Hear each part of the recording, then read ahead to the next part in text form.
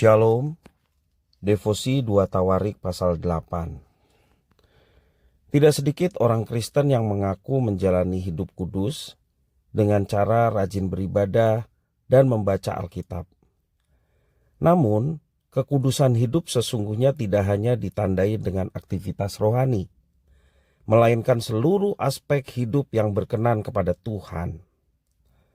Salomo menunjukkan ketaatannya kepada Tuhan melalui banyak hal, termasuk mendirikan bait suci.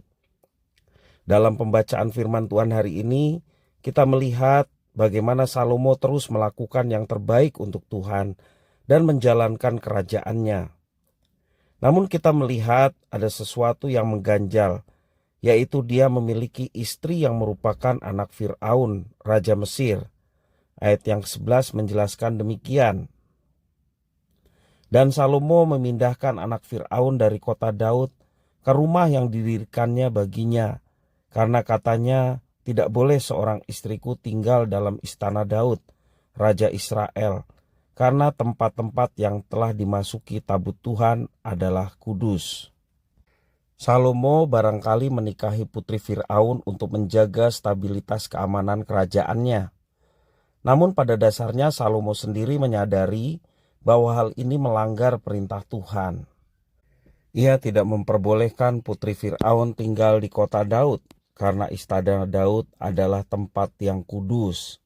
Hal ini menunjukkan bahwa memperistri putri Fir'aun adalah sebuah pelanggaran.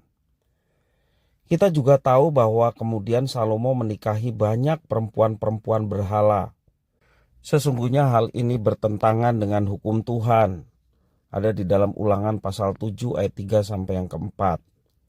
Pada akhirnya istri-istri Salomo yang tidak seiman inilah yang menjadi akar masalah dan mengakibatkan kejatuhannya di hadapan Tuhan.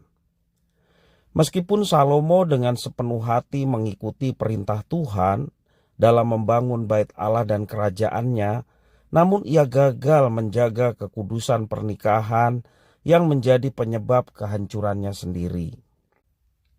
Semua ini menjadi pembelajaran yang baik bagi kita.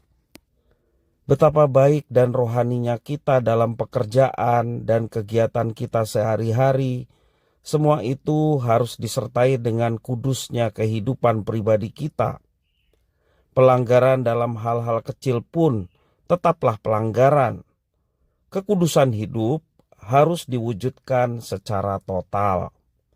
Janganlah memberi celah dalam hal yang kita anggap sepele sekalipun. Iblis dapat memanfaatkannya untuk menghancurkan kita.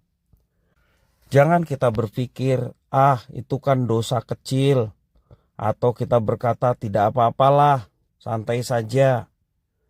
Jangan menganggap sepele hal seperti itu. Kita harus berhati-hati. Sebab kejatuhan besar selalu dimulai dari hal-hal yang kecil. Mari kita perhatikan hidup kita. Kita menjaga kekudusan hati kita. Spiritualitas mempengaruhi religiusitas.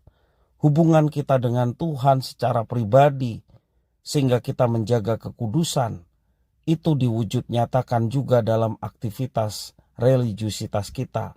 Seperti tekun membaca firman Tuhan, tekun beribadah, itu dimulai dari hati yang senantiasa berdekat dengan Tuhan dan senantiasa menjaga kekudusan karena kedekatan kita dengan Tuhan. Jagalah kekudusan kita di hadapan Tuhan supaya kita layak dan berkenan kepadanya.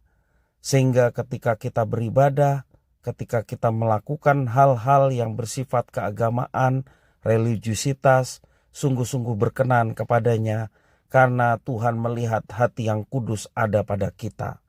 Tuhan Yesus memberkati.